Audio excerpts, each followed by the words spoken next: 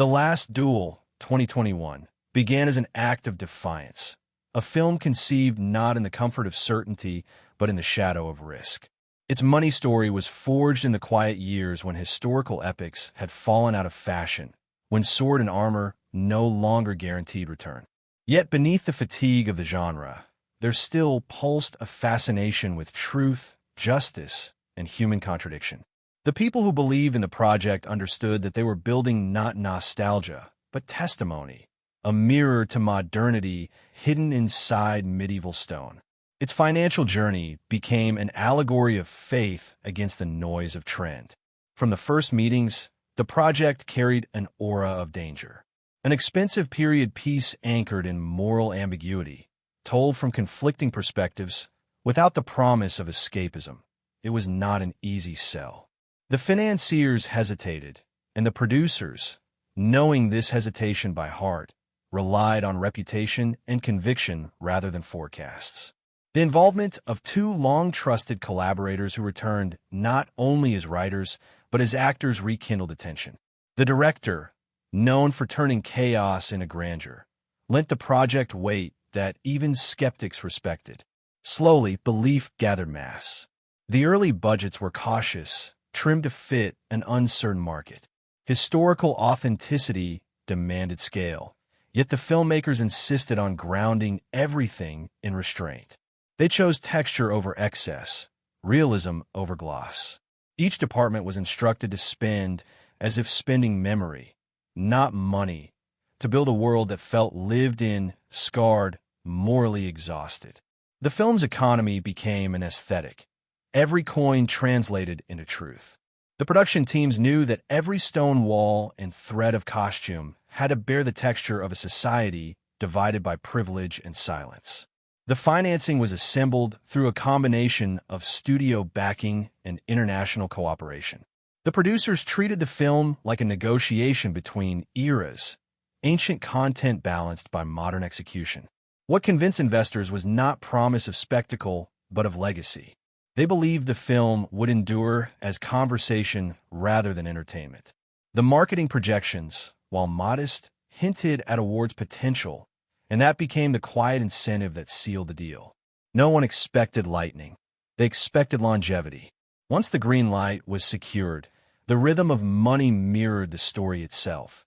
Power shifting between parties, faith tested by interruption. The pandemic struck just as the production was entering full momentum, halting progress, scattering the cast across continents. What was meant to be a historical reconstruction turned into an ordeal of modern endurance. Insurance clauses activated, contracts stretched, budgets strained. The accountants worked like field generals, redistributing funds from suspended logistics to preservation. Costs for sets left standing in empty villages, crews paid to wait instead of build. The budget bent, but did not break. When filming resumed, the production carried a strange duality. Medieval narrative filmed under 21st century protocols. Masks surrounded armor. The silence between takes felt ritualistic. The money, too, moved differently now. Slower, steadier, more carefully. Every day of shooting carried the cost of risk management, of constant testing, of distance maintained. Yet that same discipline lent the film a peculiar authenticity. The tension of survival, the very energy that defined its story, infused the production itself. Every scene about endurance was echoed by the reality of making it. The crew spoke of the film as a war fought on two fronts, one for safety, one for truth. The director, never sentimental, used constraint as ally. The location choices, France's ancient citadels, gray skies, raw stone, reduced reliance on digital artifice. The savings from post-production luxury were redirected to physical precision. Horses were trained in months of silence. Choreography emphasized weight and exhaustion rather than elegance. The film looked vast but felt personal. The cast worked under unusual intensity.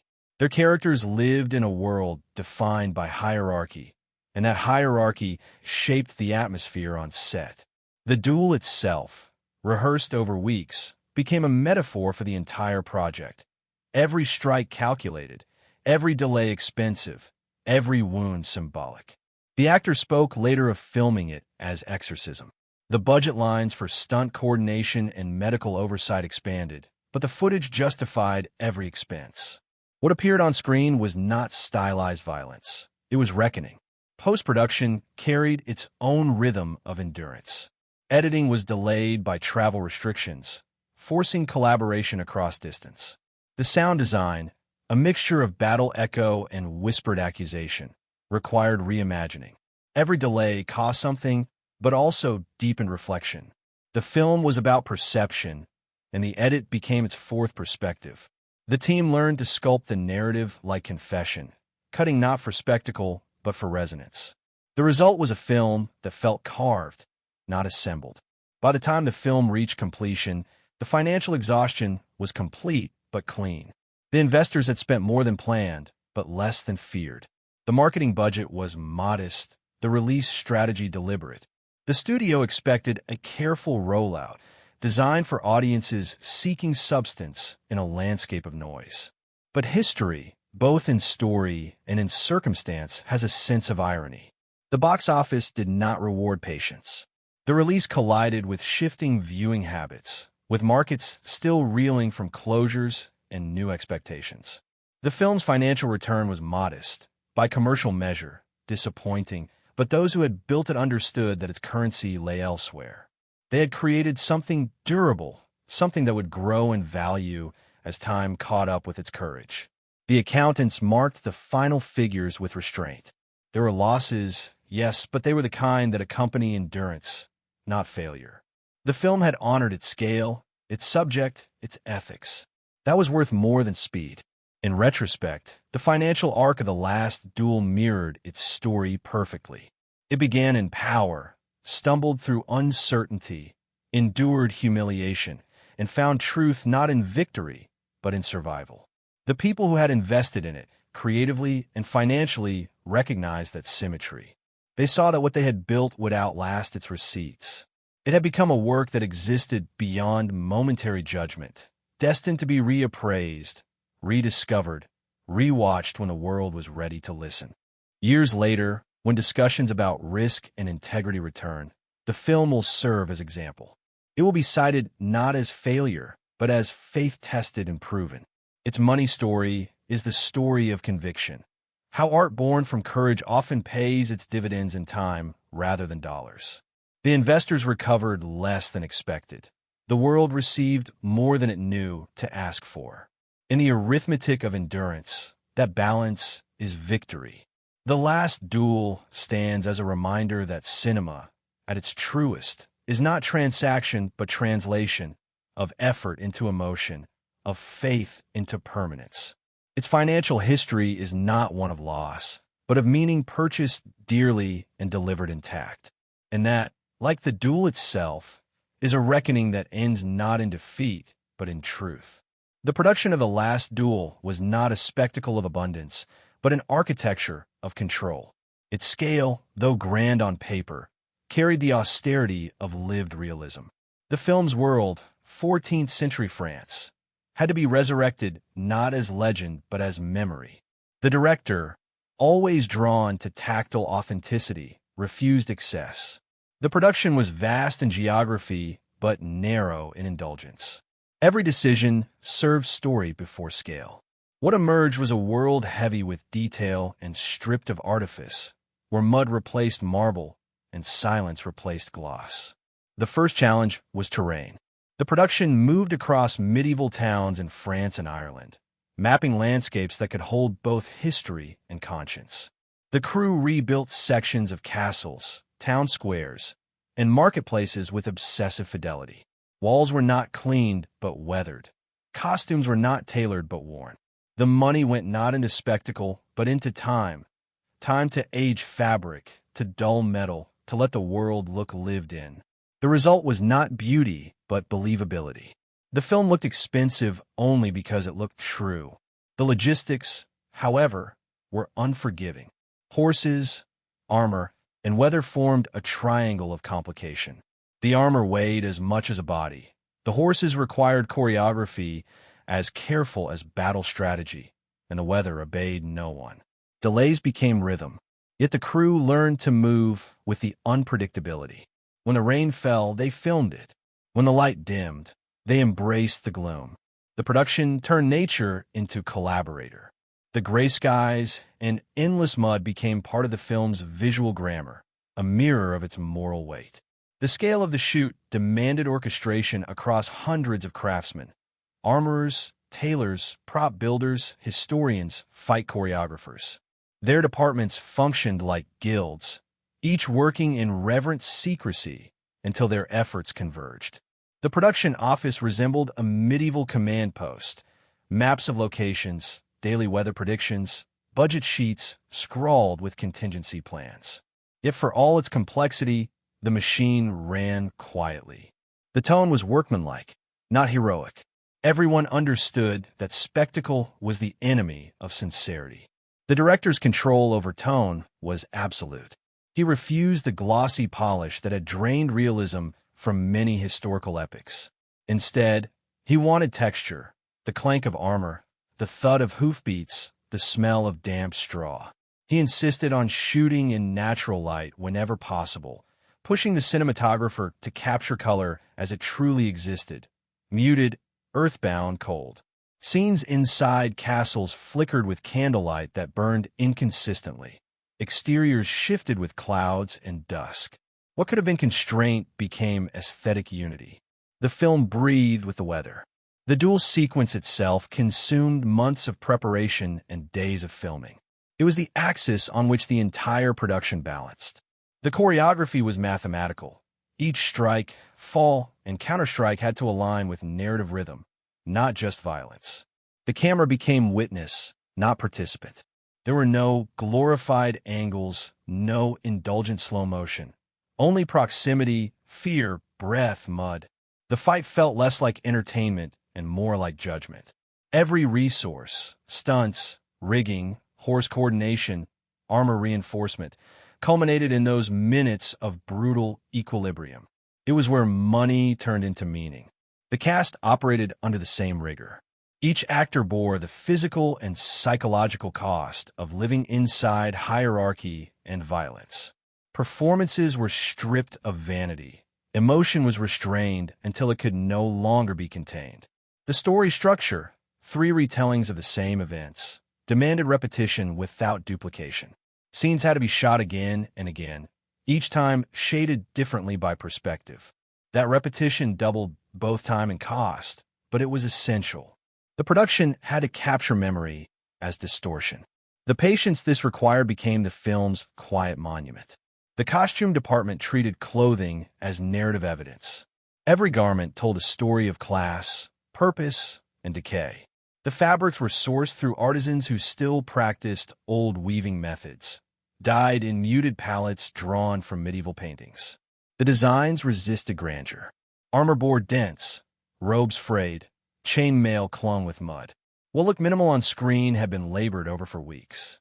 The realism extended even to undergarments no one would see. The actors insisted that wearing them changed posture and presence. The expenditure on authenticity, though modest compared to blockbuster norms, created depth impossible to fake. Sound recording became another battlefield. The clang of metal, the grind of wood, the echo of church bells were all recorded live to preserve texture. In post-production, minimal artificial layering was added. The result was a soundscape of tension and discomfort. Silence, too, was weaponized. Many scenes ended not with music, but with breath, the sound of consequence rather than conclusion. The restraint in sound mirrored the restraint in performance, uniting every department under the same philosophy: to reveal truth through absence. The pandemic's intrusion changed everything. The production, suspended mid-breath, faced losses that no plan could anticipate. Sets had to be maintained during inactivity, locations secured, staff retained. The budget stretched under the weight of waiting. When filming resumed months later, the returning crew found themselves inside a different world, distanced, masked, fragile. Yet this fragility crept into the film's DNA. The characters' isolation now mirrored the filmmakers.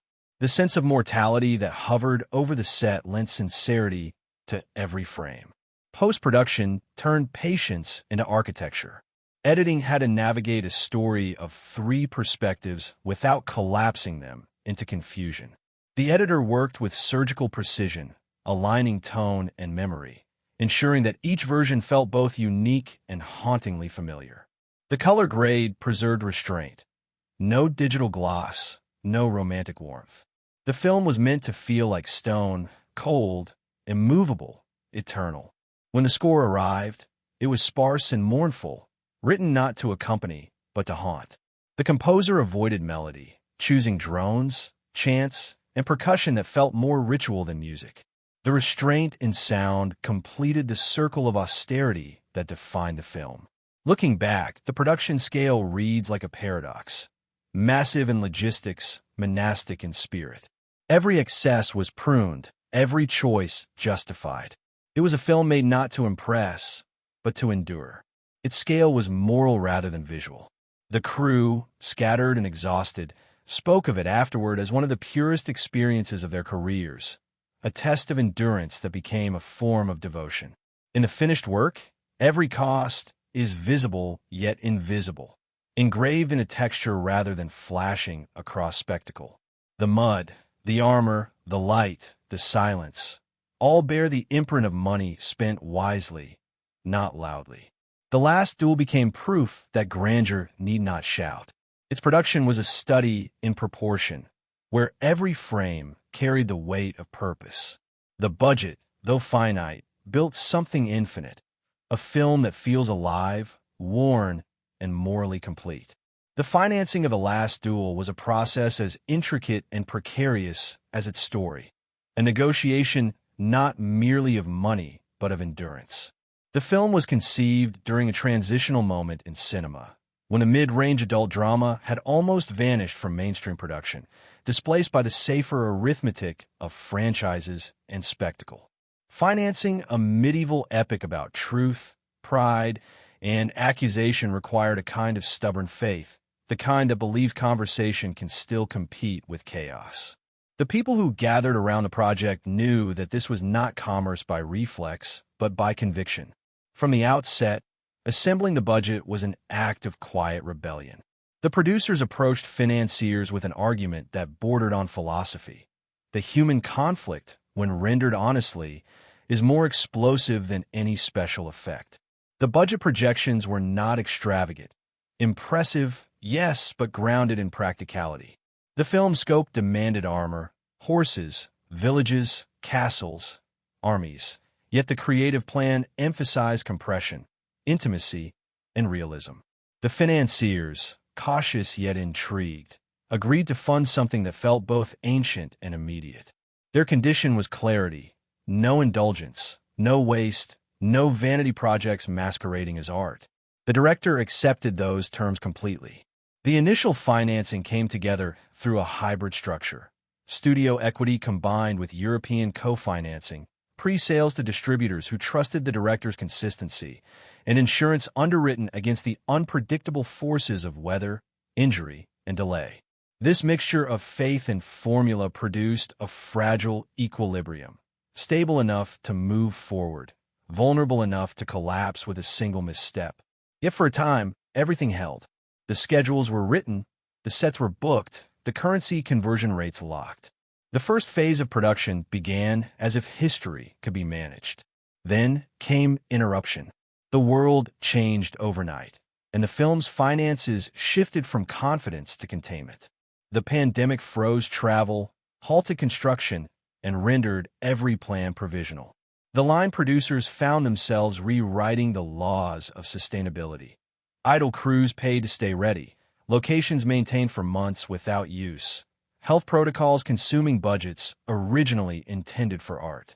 Every week of delay devoured funds that had no precedent in any previous plan. The financiers could have folded. Instead, they absorbed the hit and waited. They recognized that abandoning the project would cost more than finishing it. Endurance, once metaphor, became economics. When filming resumed, the production functioned under a new economy, one defined by precision. The flow of cash was timed to the hour, every transaction reviewed twice. The production accountants operated like surgeons, controlling the bleed of spending to ensure survival. The financiers adjusted expectations, shifting their goal from immediate return to long-term value. They now viewed the film as an artifact, a prestige investment whose rewards would unfold in stages: awards, streaming, legacy. The patience that had defined the story of the film now defined its creation. The cast and crew, aware of the pressure, worked with an intensity that mirrored the financial strain. They knew that each delay carried cost, that each extra take had to justify itself. What might have felt oppressive under other circumstances instead forged focus. The director's meticulousness became financial strategy. Perfection was cheaper than correction. Scenes were planned down to breath, minimizing waste. The financiers, observing this discipline, grew to trust the process even as costs rose. The spending, though heavy, had purpose. As the production wound through France and Ireland, the money moved like current through a living system. Local economies flourished briefly. Craftsmen, artisans, stables, historical consultants all employed at once. Towns became temporary industries. Medieval streets rebuilt and then erased. The film left behind an invisible infrastructure of labor and memory. For the financiers, these expenditures were not waste. They were investment in texture. Each euro translated into credibility on screen. When a shooting wrapped, the post-production budget became a balancing act. The team had survived the worst of uncertainty, but now faced the slower, subtler pressure of refinement. Sound, score, and editing consumed funds that could no longer be replenished. The financiers signed off with faith rather than figures, trusting that the integrity of the work would justify its persistence. For months, money was replaced by patience. By the time the film reached completion, the original financial model had been rewritten entirely. The projected budget had expanded, but the overspend carried no panic. The backers knew that the film had endured conditions few others could have survived. What they had financed was not just a movie, but a record of resilience. They expected returns not in speed, but in reputation. The release, however, collided with an industry transformed. Theaters were reopening hesitantly, audiences returning unevenly. The financiers watched as box office predictions dissolved under the weight of new viewing habits. They knew immediately that recovery would be slow, perhaps incomplete. Yet their response was not despair, but clarity. The film's life would extend beyond ticket sales. Its value would grow through time, through streaming, through analysis, through the quiet expansion of respect. In the aftermath, financial reports painted two stories. One was pragmatic. The film had underperformed commercially, its revenue eclipsed by safer, simpler content.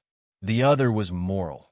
It had proven that courage still exists in commerce, that studios can still fund something that matters more than it earns. The financiers understood both stories were true. Loss and legacy are rarely opposites. When the accounting closed, the final documents showed precision. Every debt honored, every partner credited, every clause fulfilled. There are no scandals, no ruptures, no bitterness. The film had walked through fire and arrived whole. The financiers received less than they had hoped for, but more than they had dared to expect. Respect, permanence, proof. They had invested in conscience and recovered grace. Years later, those same investors would speak of the film with quiet pride. They would recall the risk, the waiting, the countless delays, and conclude that it had been worth it. Not for money, but for memory.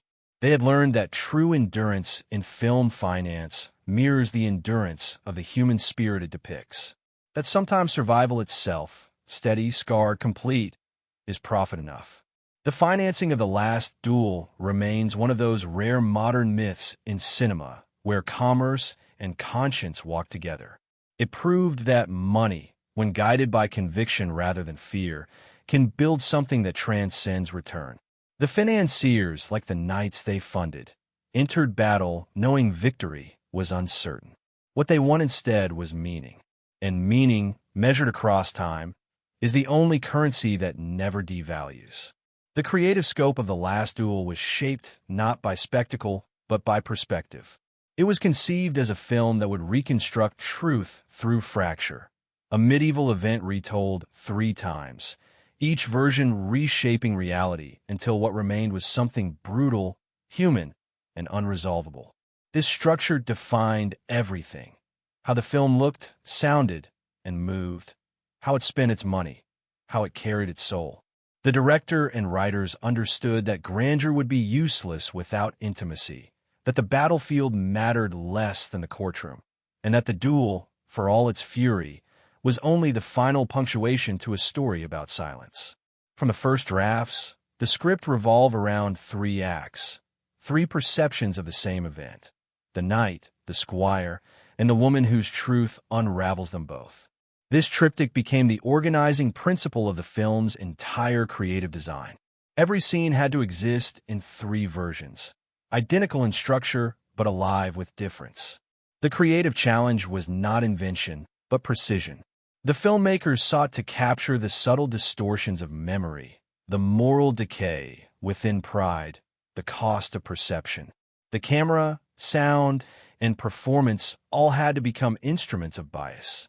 The director approached the project as a psychological excavation masquerading as historical epic. He and his team stripped the medieval setting of its usual romanticism. Gone were the gleaming knights and immaculate castles of traditional costume dramas. Instead, they built a world ruled by hierarchy and decay, a place where every surface was worn, every virtue compromised.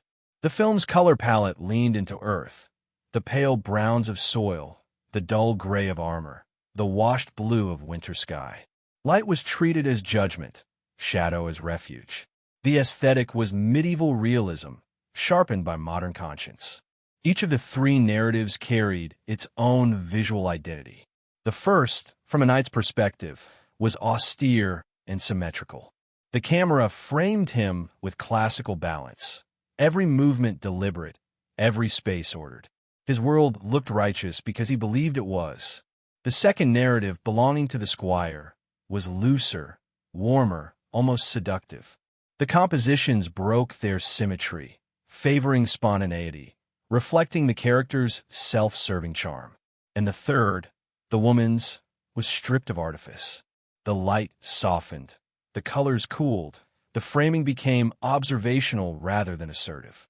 Her truth was told through simplicity, not style. These distinctions were minute but exacting, requiring the coordination of every department to maintain consistency within difference. The sound design followed the same philosophy.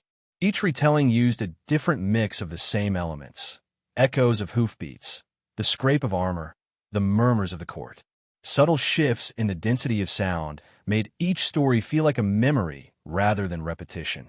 Even the score evolved, moving from masculine percussion to cold, choral lamentation. By the third act, music gave way to breath, leaving silence as the film's final truth. The duel itself, though lasting only minutes on screen, absorbed months of creative and technical focus.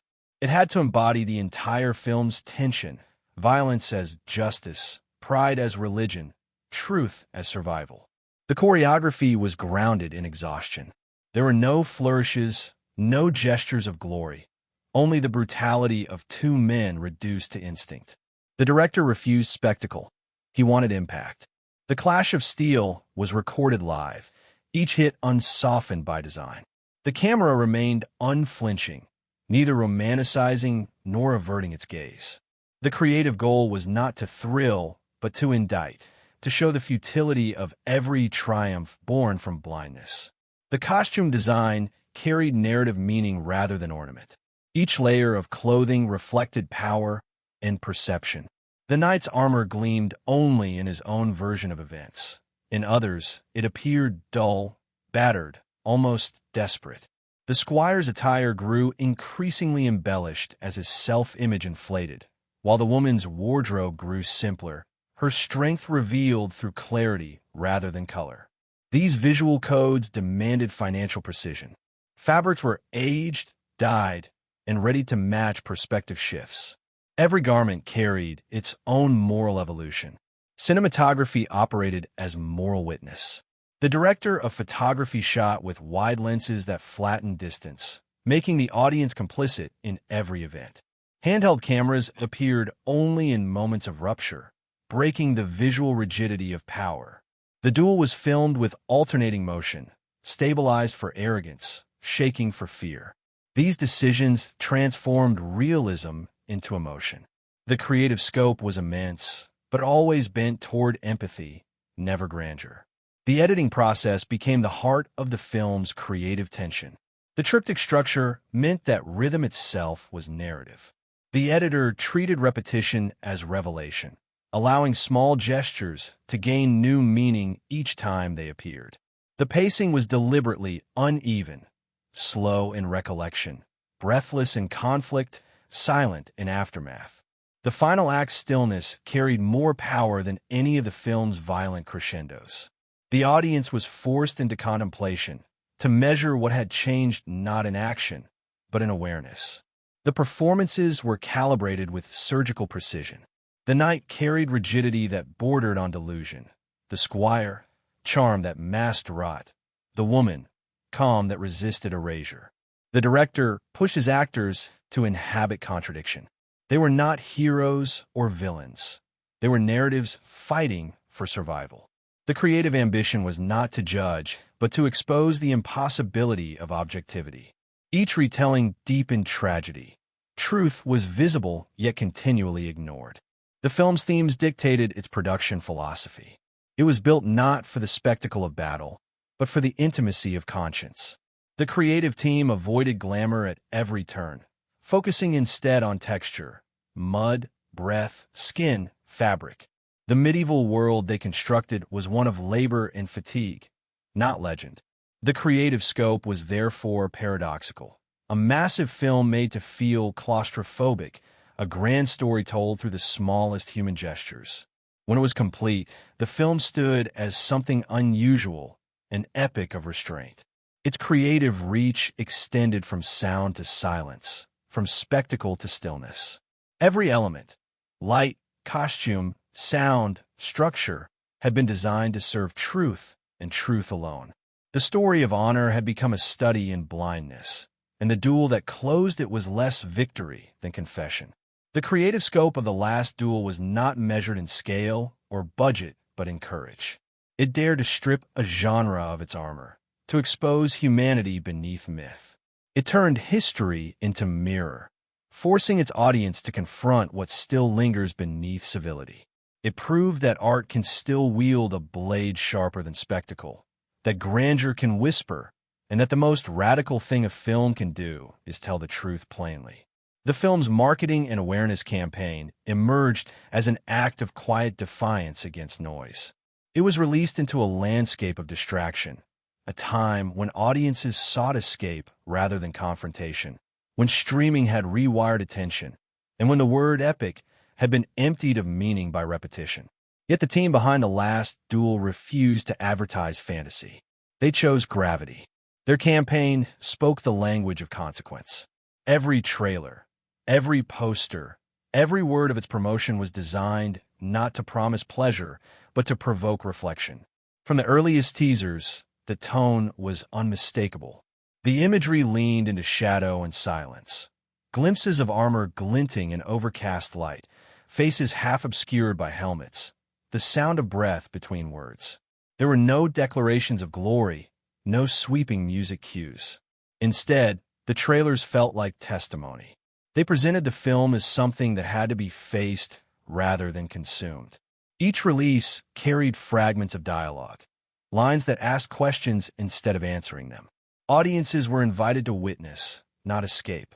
The campaign's pacing was deliberate. The studio avoided overexposure, releasing materials in measured waves. The goal was to cultivate intrigue without deception. The marketing team knew that a film about conflicting truths could not afford simplicity. They highlighted its structure, the three perspectives, but withheld the emotional core until closer to release. Even the posters carried restraint. A minimal composition of faces separated by darkness, the title rendered in steel gray, the tagline reduced to two words, the truth. It was enough. Press coverage was shaped to mirror the film's seriousness. Interviews were rare and tightly controlled. The actors and director appeared only in select publications known for thoughtful discourse rather than spectacle. They spoke not about battle choreography or costume design, but about morality, perception, and justice. The campaign positioned the film as a conversation, not an event. It sought to awaken the same intellectual and emotional curiosity that defined its story.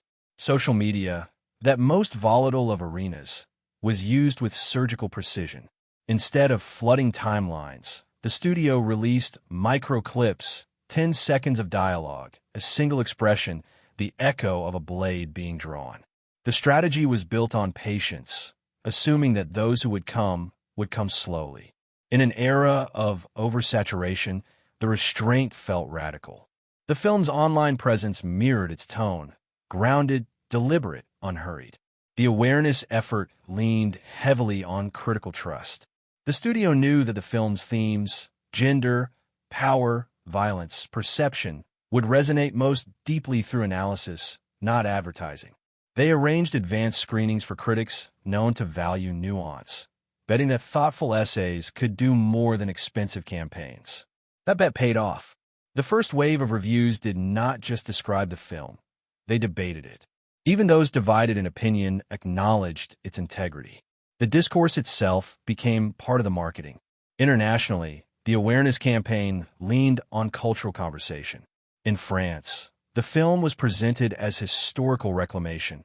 In the United Kingdom, as moral allegory. In the United States, as contemporary reflection through medieval form. Each region received tailored key art and localized taglines, all maintaining the central motif of truth under siege. The marketing team avoided the mistake of selling the film as a spectacle of swords. They sold it as a tragedy of perception. The pandemic era complicated visibility. Theaters were reopening cautiously, audience confidence still uncertain. Streaming services dominated the market, but the filmmakers insisted on a theatrical rollout. Their reasoning was symbolic. The duel itself, like cinema, required confrontation, two forces facing each other in shared space. The campaign emphasized that parallel, urging audiences to experience the film communally, as a reckoning rather than entertainment. The trailer release schedule coincided with thematic anniversaries, legal milestones, public discussions of gender injustice. Each coincidence reinforced the film's relevance. The marketing team understood timing as narrative. To release too early would be to vanish in a noise, too late to miss conversation. They found a narrow window where art could meet awareness. Yet, despite the elegance of design, the film entered a world not prepared for its patience. The marketing spoke to conscience, while the market chased distraction. On opening weekend, box office numbers reflected disconnect rather than disinterest. The campaign had succeeded in generating respect, but not momentum. Those who came left changed. Those who stayed away might discover it later. The film's awareness lived longer than its earnings, spreading slowly, organically, as conversation rather than event. In retrospect, the campaign's restraint became part of its legend. Analysts, revisiting the film months later, praised the marketing for its integrity even as they mourned its timing. The refusal to sensationalize became its virtue. It had preserved the film's identity. Long after the release window closed, clips from the trailers circulated again, reinterpreted as fragments of a film ahead of its audience. Within the studio, the marketing department treated the campaign as a study in moral alignment. They had marketed honesty, and honesty rarely sells quickly, but it endures. The campaign did not vanish with the box office weekend. It lived on in retrospectives, in essays, in reappraisal. Years later, when the film was rediscovered by streaming audiences, its marketing materials resurfaced as artifacts of authenticity, proof that cinema, even when ignored, can still speak clearly. For those who built the awareness strategy, the lesson was bittersweet but essential. They learned that attention is not the same as understanding. They had crafted a campaign worthy of the film, and though the world had not met it halfway, they knew it would catch up. The awareness they created was not temporary. It seeded memory. The Last Duel became a quiet storm in retrospect, its marketing a testament to dignity in an age of noise. It had whispered in a marketplace that only heard shouting, and though few listened at first, its voice lingered. The awareness campaign did not end when the film left theaters. It continues quietly every time someone discovers the film and wonders how it slipped past unnoticed. The marketing had never been about the moment. It was about time. And time, as always, has sided with truth. The release weekend of The Last Duel arrived with the quiet weight of a historical reckoning.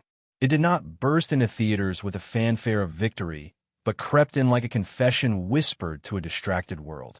Theaters were open again, yes, but audiences were fractured, some hesitant, some lost to the comfort of streaming, others conditioned to expect brightness, not reflection. Into that landscape came a film about truth, power, and silence. A film that required attention in an age allergic to stillness. The people who had made it knew what they were walking into. They had built something for endurance, not explosion. Still, there was hope that its gravity might pull the world closer for at least one long weekend. The first showings carried reverence among those who came. Theaters filled with audiences who looked more like pilgrims than consumers. There was no chatter before the lights dimmed, only the uneasy anticipation of something serious. When the credits rolled, there was not applause, but quiet. Some stayed in their seats, as though unsure whether to move. The film's emotional density left a kind of paralysis. Staff at several cinemas remarked that the silence after screenings was longer than usual, the exits slower. This was not failure. It was recognition of weight. Inside the studio, the numbers began to arrive by the hour. They were lower than the projections, but steady. Analysts watched with detached precision as they plotted figures against expectation. The spreadsheets told a story that everyone already sensed. This was not a film that would surge. It would linger or would vanish. The opening day receipts, though modest, revealed something rare. Audiences who came once were returning again, bringing others. The film was not a phenomenon, but a conversation. It spread laterally, not vertically. The marketing team, who had labored to preserve dignity over noise, met the results with mixed emotion. They knew they had released a demanding film into a distracted world. Yet beneath disappointment, there was pride. The campaign had promised honesty, and honesty had been delivered. They understood that the opening weekend would not define the film. Its second life would. But financial systems are impatient. Inside corporate offices, discussions began about performance metrics and profitability curves. The people who had fought for patience now watched as patience itself became their liability. Theaters responded differently. Exhibitors spoke of the film with respect, describing it as the rare production that restored solemnity to their screens. Some extended its run in smaller rooms, preferring to fill a few seats nightly with reverent viewers rather than chase faster money elsewhere. For them, the film was proof that cinema could still be experienced as communion. Others, bound by economics, reduced showtimes, making space for louder releases that demanded less. The duel, as it had always been, continued between faith and commerce. For the cast and crew, the first weekend brought quiet vindication despite the numbers. They watched reactions filter through interviews and online commentary, and what they saw was understanding. Those who saw the film grasped it deeply. Viewers spoke not about spectacle, but about weight, about injustice, about the stillness after violence. The filmmakers recognized that the response, though smaller, was truer. The box office had measured reach, but the conversations measured resonance. In critical circles, the first weekend unfolded like debate rather than review. Writers argued over structure, perspective, and moral framing. Some praised its courage, others criticized its austerity, but all agreed it was serious. The controversy, subdued and thoughtful, served as secondary awareness. For a film so concerned with testimony, even disagreement became a form of validation. The filmmakers watched from afar, grateful that people were speaking of it at all. They knew that attention born from thought lasts longer than attention born from spectacle. By Sunday night, the weekend totals were clear. The film had opened below its cost, far beneath the expectations of executives who had hoped for a symbolic success. But the tone inside the production circle was not despair. The director, hardened by decades of fluctuation, dismissed the obsession with immediate return. "It will outlive the moment," he said, and everyone believed him. He had seen films buried by impatience rise later as monuments.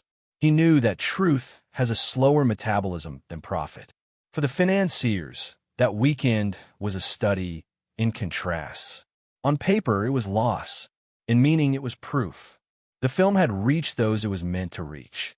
They watched audience reactions captured in fragments, viewers emerging in tears, critics comparing its courage to forgotten epics, professors citing it in lectures about narrative bias. The money had not returned yet, but respect had. And in this industry, respect is often rare currency. The streaming rights sold quickly after that first weekend. Platforms recognized the film's potential for longevity.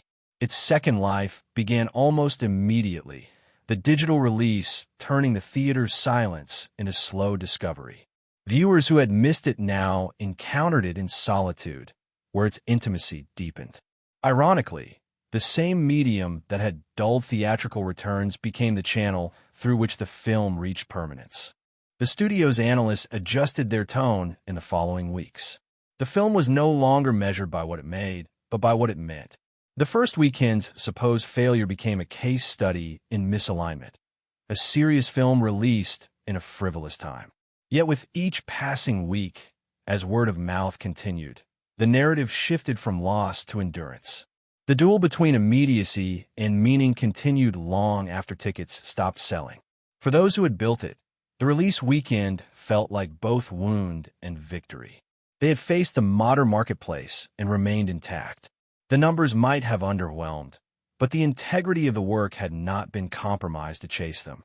The cast, the crew, the financiers, each had chosen to fight a duel of their own against indifference. And though the outcome was not triumph, it was truth. In hindsight, that weekend now feels prophetic. The film's themes, how truth is contested, how perspective distorts, how endurance redeems, played out in its own reception. Its slow recognition mirrored its narrative, ignored at first, vindicated with time. The opening weekend was not the end of its story, but its beginning. The duel continues each time someone discovers it, each time a viewer reconsiders what justice, truth, and courage really cost.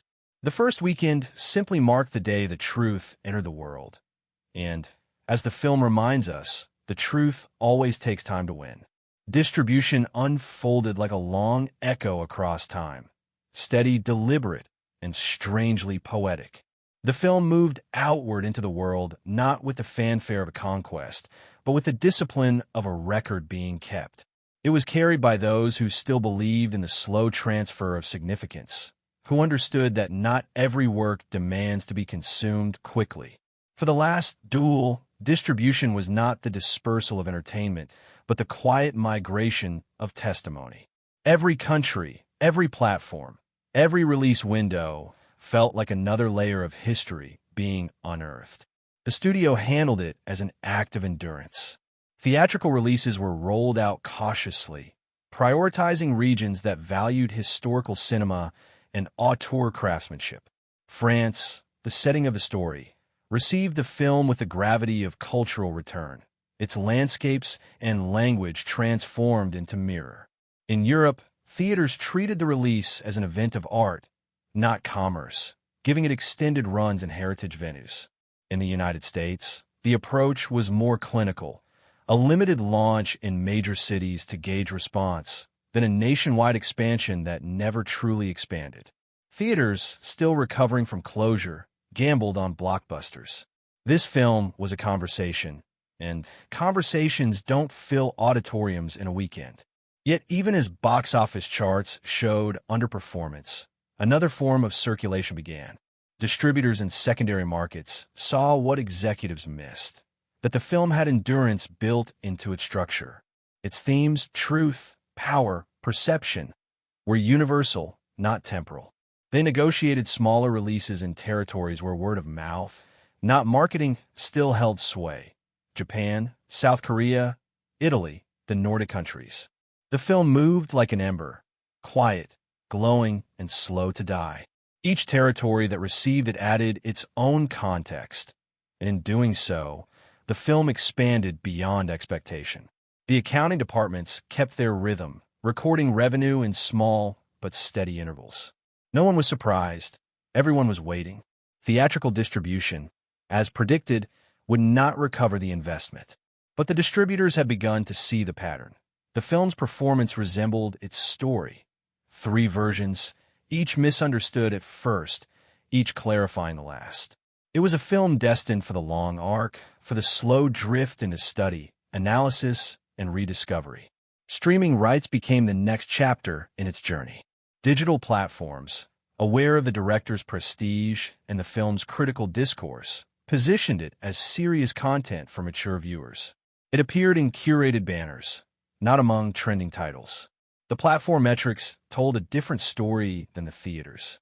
Viewers who began it almost always finished it, rare in modern streaming. Engagement time was high. Replays were frequent. The film was not background, it was experience. The studio's accountants began marking steady residuals, small but consistent. The physical media rollout was handled with unusual care. The home release carried commentaries, essays, and behind-the-scenes footage emphasizing craft and historical accuracy. Distributors packaged it like artifact rather than product. Collectors and critics, often sidelined in modern distribution strategy, became evangelists. Their enthusiasm built a quiet resurgence. The film began appearing in university libraries, on academic syllabi, in discussions about narrative perspective.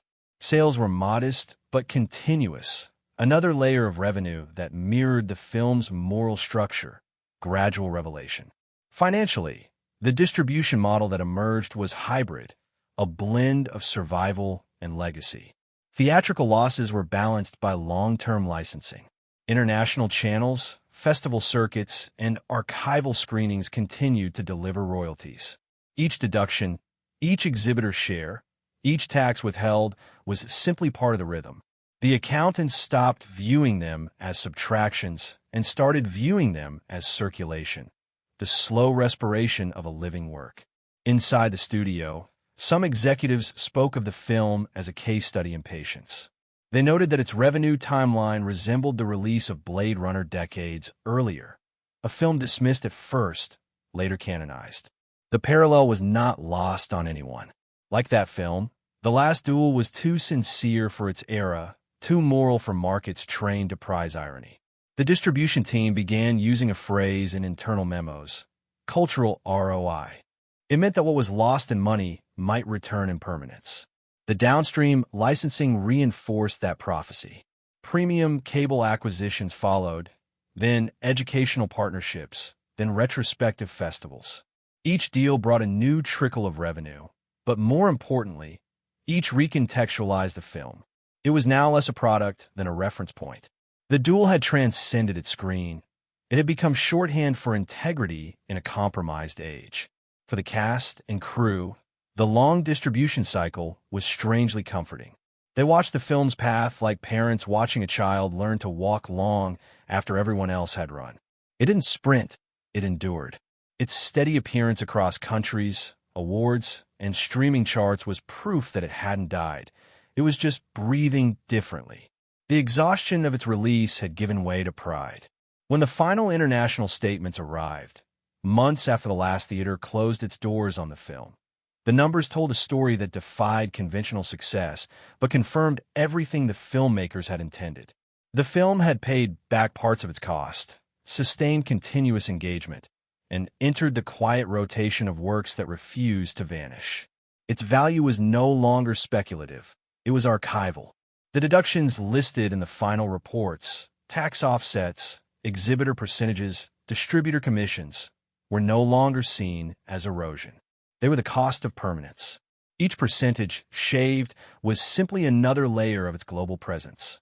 The accountants and executives, once dispassionate, began referring to it as the survivor. The film had outlasted mockery, market fatigue, and the death of the very genre it represented.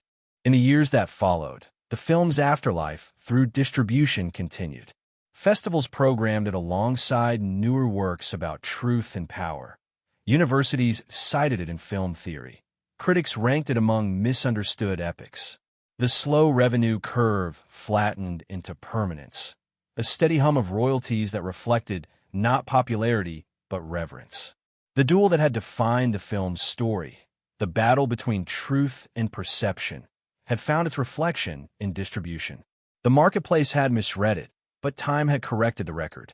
The system that once measured only velocity had been forced to measure endurance. And endurance, quietly, always wins. By the time its final reports were archived, The Last Duel had achieved something money rarely measures: balance. It did not enrich, it endured. It circulated across cultures like conscience, leaving behind not debt, but understanding. Its distribution, once a transaction, became testament. The duel was over, and what remained was truth, slow, patient, and indestructible. The film's participants carried its weight long after the lights faded. Contracts had been fulfilled, schedules ended, accounts closed, but the bond among those who made the last duel lingered with unusual permanence. Everyone involved, actors, financiers, artisans, knew they had built something that would be understood only in hindsight. The waiting, the losses, the slow vindication through critical rediscovery, all of it became their shared memory. Their promises, spoken and unspoken, had held. No one had broken faith, and that constancy became the quiet victory that outlived profit. For the producers, the aftermath was reflection more than relief. They had guided the film through chaos, from halted sets to uncertain releases, and now they watched as it slowly found its place in the world. The letters of gratitude that trickled in from historians, critics, and teachers felt like repayment. They knew they would not see financial miracles, but they had received something rarer: respect without condition. Their internal ledgers, once filled with losses, now read like evidence of endurance. In every industry conversation about risk and integrity, the film resurfaced as example. That acknowledgement, though intangible, felt like the completion of a long promise. The financiers, who had accepted uncertainty as part of their role, came to regard their involvement as moral investment. They had entered a project that many deemed obsolete and exited with proof that sincerity can outlast market logic. The late returns from streaming, the continued academic licensing, the archival restorations, all formed a steady hum of quiet revenue that carried its own dignity. When the final statements arrived, they looked less like financial documents and more like testimonies. They showed that everyone had been repaid fairly, if not richly, and that no bitterness remained. The participants had honored their word, even when the world did not reward it. The director's fulfillment was quieter, deeper, and tinged with inevitability. He had fought to make the film honest in form and execution, and now that honesty had cost him both comfort and acclaim. Yet, as the film aged into respect, he felt vindicated in ways numbers could not measure. The performances had endured, the craftsmanship had been praised, and the story had found new relevance in every discussion about perspective and power. The fulfillment he carried was not pride, but peace. He had told the truth as he saw it, and time had answered with silence rather than correction. That silence was enough. The actors, who had borne the emotional weight of its themes, felt their own kind of completion.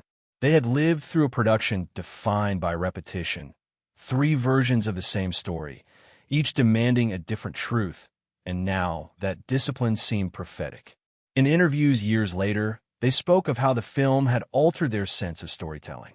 They had learned that truth is not a single event, but a series of collisions. Their fulfillment came not from awards or recognition, but from the understanding that their work had contributed to something honest.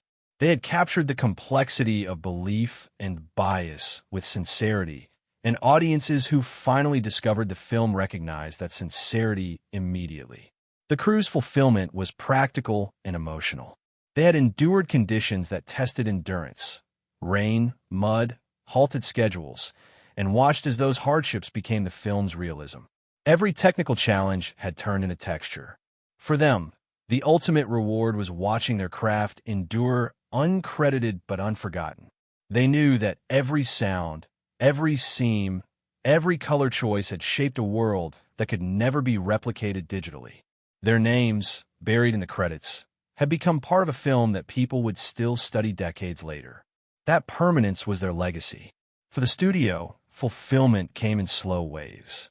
What had once seemed a cautionary tale of box office failure gradually evolved into an emblem of artistic integrity. Executives who had once doubted its viability now cited it as evidence that some works need time to mature. The streaming analytics, the slow accumulation of long-tail revenue, the endless reappraisals, it all validated their patience. The film that had once looked like loss had become a blueprint for how endurance could still hold value in a volatile market. They learned that fulfillment in cinema is not about winning weekends, but surviving eras. The distributors, who had carried the film into every corner of the world, found satisfaction in its second life. They had handled it delicately, refusing to sell it as spectacle, and their faith in its gravity had been repaid in longevity. They continued to license it for festivals, retrospectives, and curated programs. Each new screening felt like a small resurrection. They took quiet pride in having carried something that did not vanish with trend cycles. For them, fulfillment meant knowing that patience can still be part of business. Even the accountants, whose work rarely carries sentiment, spoke of the film with unusual fondness. They had managed a budget that stretched, bent, but never broke, and years later their records remained pristine. Every contract fulfilled, every participant compensated, every royalty paid. In their world, that kind of clean closure is rare. When they archived the final reports, they understood that perfection in numbers is its own art form. Their spreadsheets, built from chaos, had become monuments to precision. As the years passed, the film's participants watched with quiet satisfaction as The Last Duel transformed from misunderstood release to enduring reference. Each time it appeared in new contexts, university discussions, cultural retrospectives, essays on gender and power, they felt a small return, not in money but in meaning. The work they had carried had not disappeared. It had simply changed form. Its message, once buried beneath market noise, had found resonance. The most enduring fulfillment, however, was collective. Everyone who had touched the film understood that they had been part of something uncorrupted. No shortcuts, no betrayals, no pandering. They had built a work that told the truth and paid its debts. The quiet among them, the absence of resentment, became its own kind of triumph. They had survived the duel between idealism and industry without losing themselves. When the final royalties slowed and the film settled into history's archive, those who had made it did not mourn its passing from relevance. They recognized that it had achieved what few films ever do: permanence without pretense. Their fulfillment was not a moment of celebration, but a long, steady understanding that they had done the rarest thing possible in cinema. They had kept their promise. Every participant, from financier to grip, had been made whole. The film owed nothing. In the end, fulfillment for The Last Duel was not reward but resolution. The participants had entered a battlefield of uncertainty and emerged with truth intact. They had proven that art made with patience and honesty endures beyond all calculation. And in that endurance, every promise had been kept.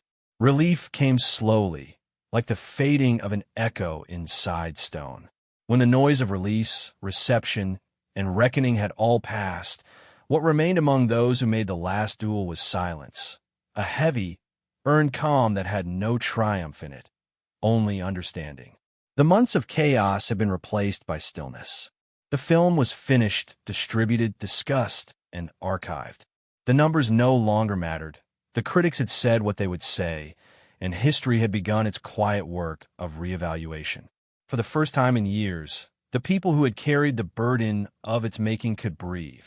The relief was not euphoria. It was exhaustion purified into peace. The producers, who had spent years defending the film's purpose against the skepticism of accountants and executives, felt a strange emptiness where tension used to live. They had fought for its existence with the ferocity of belief, and now that belief had been proven right, if only over time. The validation arrived, not as applause, but as endurance. The film's continued life across platforms, its reappraisal by critics and academics, its whispered mention in discussions of misunderstood epics, all confirmed that they had built something lasting. But the greatest relief was not recognition. It was release from vigilance. The battle was over, and they had survived without betrayal. For the financiers, relief carried the cool logic of hindsight. The project that had once seemed reckless now looked inevitable. Their ledgers showed balance. Modest returns, steady royalties, unbroken integrity. They had lost less than feared and gained more than expected. The anxiety that had haunted them during production, pandemic delays, uncertain markets, shifting theatrical landscapes, had finally dissolved. What remained was the satisfaction of having stood by conviction. They could look at the numbers now without flinching, knowing that their patience had aged well. Relief, for them, was a matter of clean closure. The director's relief was quieter still. He had lived inside the film for years, carrying its moral tension as if it were personal. To direct a story about perception and injustice was to relive those same battles every day, between control and chaos, intention and misinterpretation. When the film was finally released, and then misunderstood, and then redeemed, he learned the strange grace of letting go. He no longer defended it. He no longer explained it. He watched it find its own rhythm in the world, and in that independence he found calm. The film was no longer his. It had joined the slow continuum of work that outlives its maker. The actors found their relief in distance. During production, the weight of the story, the moral claustrophobia, the violence, the repetition of trauma, had followed them home. Now, years later, they could speak of it without the tremor of fatigue. They had become part of something that asked hard questions in a time of distraction, and though it had cost them visibility in the moment, it had given them endurance in memory. Audiences who discovered the film later saw performances that felt timeless. The actors, once anxious about reception, came to understand that truth, like the film itself, is not immediate. Their relief was learning that patience can vindicate honesty. For the crew, relief was physical. They had carried the literal weight of the film, the armor, the mud, the machinery, the schedules. They remembered the cold mornings, the halts and resumptions, the sense that the production might collapse under the world's uncertainty.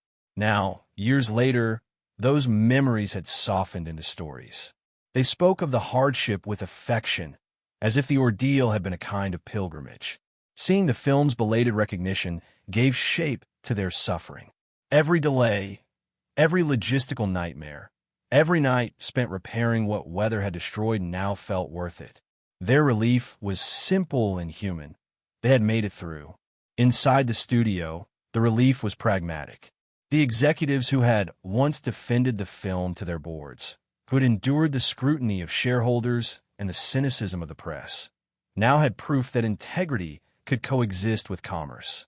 The film's slow profitability through streaming and international licensing turned embarrassment into lesson. They began to cite it in presentations as a model for sustainable prestige, low noise, long return. The relief was not just about numbers. It was about redemption. They had backed something difficult, and difficulty had endured. For the critics who had supported the film from the beginning, relief came with vindication. What had been dismissed as grim and archaic was now being reinterpreted as brave and modern. The debates that had once surrounded its release had shifted tone. The film had aged into relevance. Each rewatch revealed new precision, new tenderness beneath its brutality. The relief among its defenders was not, "I told you so," but gratitude that truth had surfaced through time. Among audiences, relief took a quieter form. Those who had been shaken by the film on first viewing found comfort in returning to it, no longer expecting resolution, but appreciating complexity. The discomfort that had once made them recoil now felt essential. The film had taught them to sit with unease. Its slow pacing, its repetition, its moral ambiguity, all of it that once felt punishing now felt clarifying. The film had matured alongside them. Relief, for them, was realization that art which demands attention gives it back in understanding.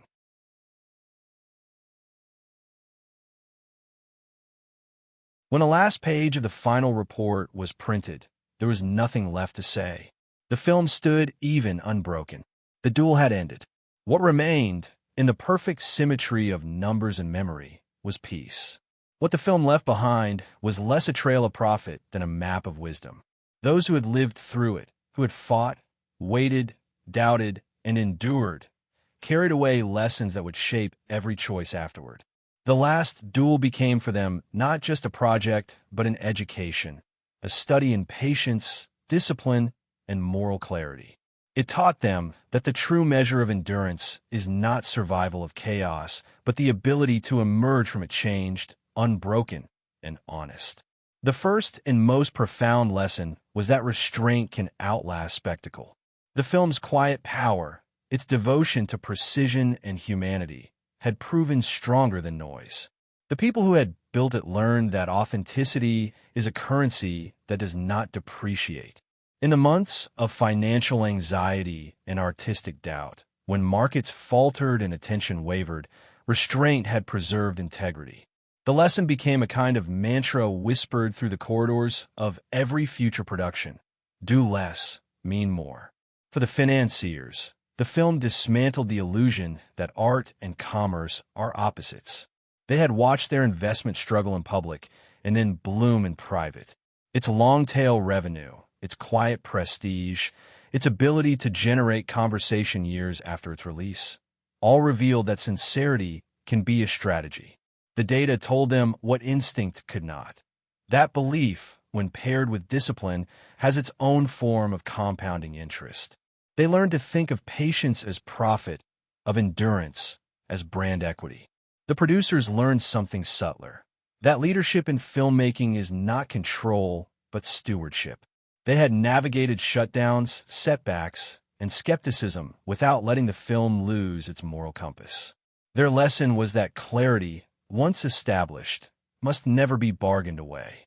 They realized that true production is not about commanding chaos, but containing it, about holding faith for those who are too tired to believe. When the film finally stabilized, they understood that stability itself is an art form. The director's lesson was humility in the face of misinterpretation. He had crafted a film about perspective, only to watch the world misunderstand it in exactly the way the story warned against. Yet, as time passed, the truth resurfaced. The film's reevaluation mirrored its narrative, distorted at first, corrected by patience. From that, he learned that the only victory that matters is endurance. To be right immediately is luck. To be right eventually is mastery. His future work would carry this lesson quietly. Every shot a negotiation between control and surrender. The actors took from it the knowledge that courage in performance is not intensity, but honesty. They had portrayed flawed people with restraint, resisted dramatization where it would have been easy, and trusted the audience to meet them halfway. The delayed recognition of their performances taught them to value sincerity over immediacy. They learned that the truest acting leaves no trace of acting, that the work which feels least visible often lingers longest. For the crew, the film became proof that craftsmanship is its own endurance. They had built an entire century from dirt and fabric, and years later, their work remained unaged. They learned that the invisible labor, the quiet precision of texture, color, and sound, forms the backbone of permanence. Their lesson was simple and absolute. The smallest details are what survive the longest. The studio learned the rarest lesson of all, that a slow film can still succeed if it refuses to vanish. They saw that time, when allowed to work freely, repairs the disconnect between market and meaning. The Last Duel became their proof that legacy cannot be engineered, only earned. It forced them to redefine success not as velocity, but as permanence. They began to treat certain films not as commodities, but as cultural investments, objects that would continue to yield understanding long after revenue had plateaued. Among the audience, the lesson arrived through recognition. Viewers who returned to the film years later found that it had grown wiser with them. Its structure, once challenging, now felt inevitable. The repetition of perspective revealed truth about how we live and remember. Audiences realized that patience, so rare in modern life, is the very thing that unlocks meaning. The film had trained them to listen slowly. Its moral gravity became a quiet education. That truth is never singular, that power distorts memory, that justice, even when achieved, leaves scars. Culturally, the film taught the industry what it had nearly forgotten: that risk and integrity are not opposing forces but necessary twins. It proved that even in an era obsessed with certainty, the uncertain can still leave the deepest imprint. It became a reference point for filmmakers seeking permission to make something unhurried, something that asks rather than answers. The phrase, "the dual lesson," entered studio shorthand for projects that aimed high and spoke softly. For everyone who had touched it, the final understanding was that endurance is its own form of beauty. The film had survived misunderstanding, neglect, and the erosion of time without bitterness. It had taught them that not all success is loud, and not all wounds are visible. It showed them that art, when pursued with conscience, becomes a kind of equilibrium, an act of faith that pays its own debts. Years later, when new generations discovered it, the people who had built it spoke of the experience not as history, but as parable. They described the mud, the weight, the stillness, the waiting for permission to continue, the despair when numbers failed, the quiet joy when truth endured. The film had taught them that perseverance is not a virtue, but a craft, one practiced through patience, proportion, and refusal to compromise. In the end, the film's greatest lesson was its own existence. That truth, once fought for, never fully dies. It simply changes shape, becoming memory, reflection, proof. The duel, once fought in armor, had become something softer and infinitely harder to win. The struggle to stay sincere in a world built on speed. And in that struggle, the Last Duel had already won. When the last page of the final report was printed, there was nothing left to say. The film stood even unbroken. The duel had ended. What remained, in the perfect symmetry of numbers and memory, was peace. What the film left behind was less a trail of profit than a map of wisdom. Those who had lived through it, who had fought, waited, doubted, and endured, carried away lessons that would shape every choice afterward. The Last Duel became for them not just a project, but an education, a study in patience, discipline, and moral clarity. It taught them that the true measure of endurance is not survival of chaos, but the ability to emerge from it changed, unbroken, and honest. The first and most profound lesson was that restraint can outlast spectacle. The film's quiet power, its devotion to precision and humanity, had proven stronger than noise. The people who had built it learned that authenticity is a currency that does not depreciate. In the months of financial anxiety and artistic doubt, when markets faltered and attention wavered, restraint had preserved integrity. The lesson became a kind of mantra whispered through the corridors of every future production. Do less, mean more. For the financiers, the film dismantled the illusion that art and commerce are opposites. They had watched their investment struggle in public and then bloom in private. Its long-tail revenue, its quiet prestige, its ability to generate conversation years after its release, all revealed that sincerity can be a strategy. The data told them what instinct could not. That belief, when paired with discipline, has its own form of compounding interest. They learned to think of patience as profit, of endurance as brand equity. The producers learned something subtler, that leadership in filmmaking is not control, but stewardship. They had navigated shutdowns, setbacks, and skepticism without letting the film lose its moral compass. Their lesson was that clarity, once established, must never be bargained away. They realized that true production is not about commanding chaos, but containing it, about holding faith for those who are too tired to believe. When the film finally stabilized, they understood that stability itself is an art form. The director's lesson was humility in the face of misinterpretation. He had crafted a film about perspective, only to watch the world misunderstand it in exactly the way the story warned against. Yet, as time passed, the truth resurfaced. The film's reevaluation mirrored its narrative, distorted at first, corrected by patience. From that, he learned that the only victory that matters is endurance. To be right immediately is luck. To be right eventually is mastery. His future work would carry this lesson quietly. Every shot a negotiation between control and surrender. The actors took from it the knowledge that courage in performance is not intensity, but honesty. They had portrayed flawed people with restraint, resisted dramatization where it would have been easy, and trusted the audience to meet them halfway. The delayed recognition of their performances taught them to value sincerity over immediacy. They learned that the truest acting leaves no trace of acting, that the work which feels least visible often lingers longest. For the crew, the film became proof that craftsmanship is its own endurance. They had built an entire century from dirt and fabric, and years later, their work remained uniged. They learned that the invisible labor, the quiet precision of texture, color, and sound, forms the backbone of permanence. Their lesson was simple and absolute. The smallest details are what survive the longest. The studio learned the rarest lesson of all, that a slow film can still succeed if it refuses to vanish. They saw that time, when allowed to work freely, repairs the disconnect between market and meaning. The Last Duel became their proof that legacy cannot be engineered, only earned.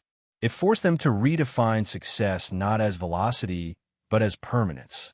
They began to treat certain films not as commodities, but as cultural investments, objects that would continue to yield understanding long after revenue had plateaued. Among the audience, the lesson arrived through recognition. Viewers who returned to the film years later found that it had grown wiser with them. Its structure, once challenging, now felt inevitable. The repetition of perspective revealed truth about how we live and remember. Audiences realized that patience, so rare in modern life, is the very thing that unlocks meaning. The film had trained them to listen slowly. Its moral gravity became a quiet education. That truth is never singular, that power distorts memory, that justice, even when achieved, leaves scars. Culturally, the film taught the industry what it had nearly forgotten, that risk and integrity are not opposing forces but necessary twins. It proved that even in an era obsessed with certainty, the uncertain can still leave the deepest imprint. It became a reference point for filmmakers seeking permission to make something unhurried, something that asks rather than answers. The phrase, "the dual lesson," entered studio shorthand for projects that aimed high and spoke softly. For everyone who had touched it, the final understanding was that endurance is its own form of beauty. The film had survived misunderstanding, neglect, and the erosion of time without bitterness. It had taught them that not all success is loud, and not all wounds are visible. It showed them that art, when pursued with conscience, becomes a kind of equilibrium, an act of faith that pays its own debts. Years later, when new generations discovered it, the people who had built it spoke of the experience not as history, but as parable. They described the mud, the weight, the stillness, the waiting for permission to continue, the despair when numbers failed, the quiet joy when truth endured.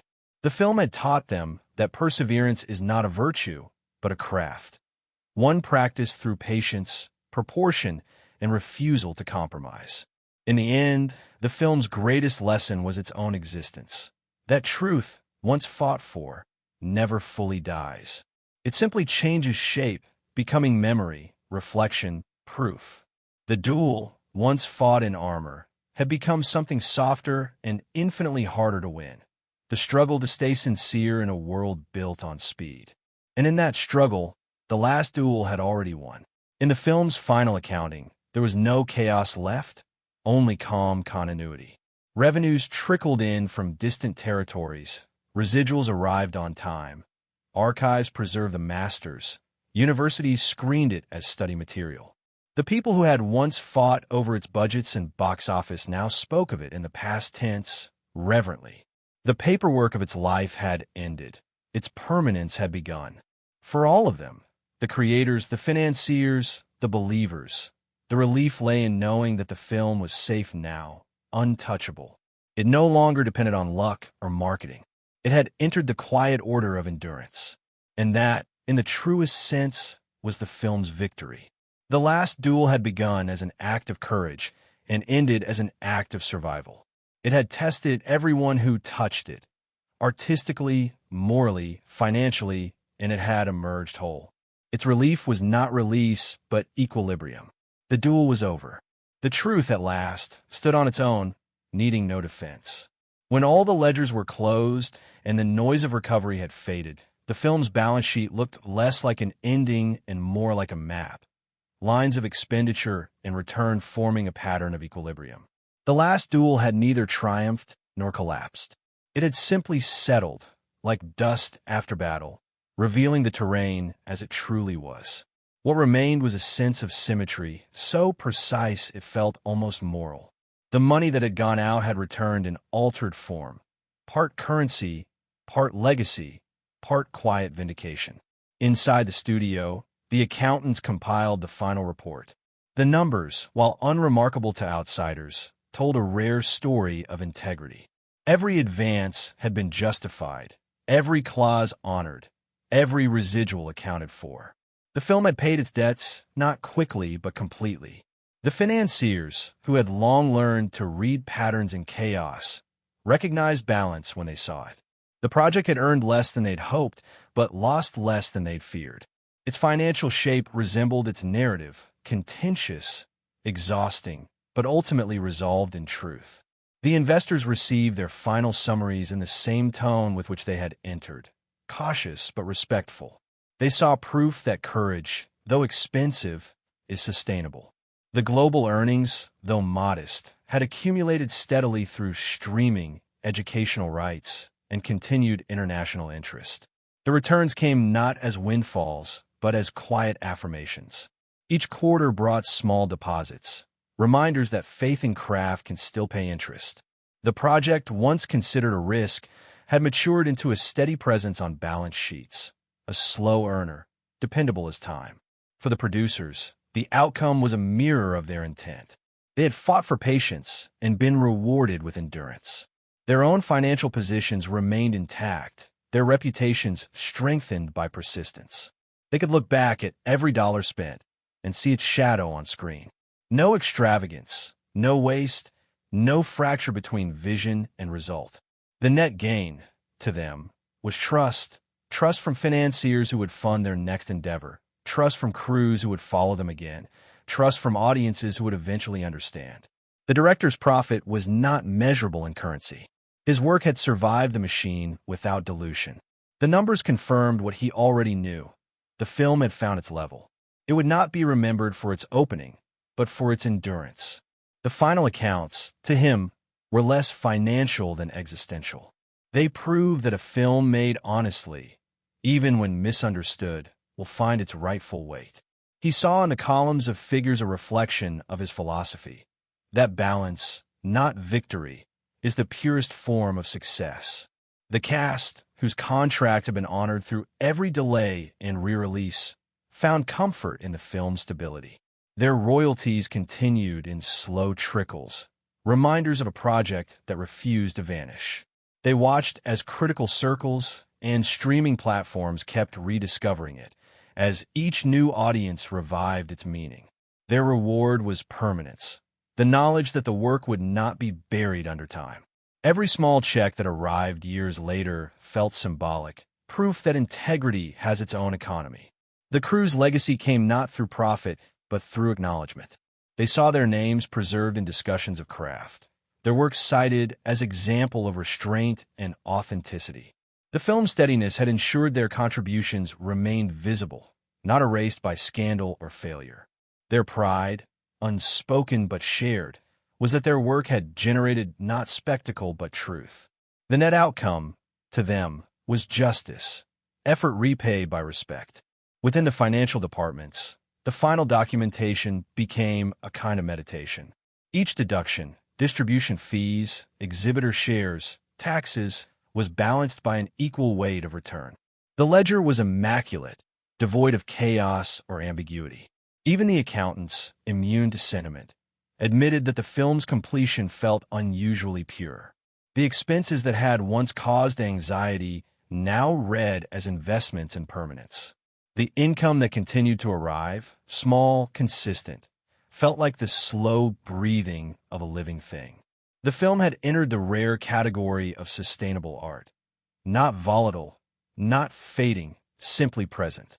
The studio executives, reading their closing memos, recognized the quiet triumph hidden within mediocrity's disguise. The film had not made headlines for profit or loss. It had instead become a standard of accountability.